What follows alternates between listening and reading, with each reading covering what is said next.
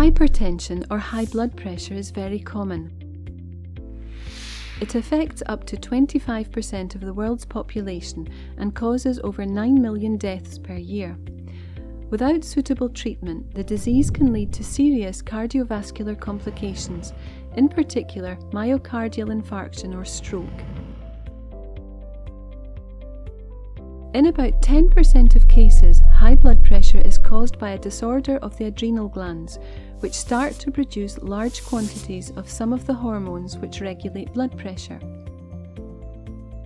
These so-called endocrine forms of hypertension include conditions such as primary hyperaldosteronism, pheochromocytoma, and Cushing's syndrome.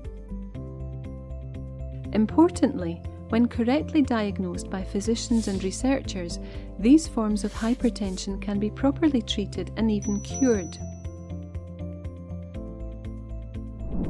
However, as it can take years for these diseases to be diagnosed accurately, they can seriously affect the patient's health.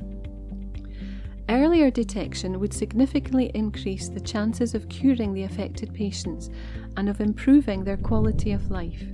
Under the auspices of INSERM, the French National Institute for Medical Research, scientists from 5 European countries and Australia have joined forces to work on the ENSAT-HT project. The aim of ENSAT-HT is to improve the diagnosis of endocrine hypertension and identify its various forms as early as possible. Their tools are the new biomarkers which have been identified from the so-called omics techniques. These enable various molecules to be measured very accurately in a large number of people.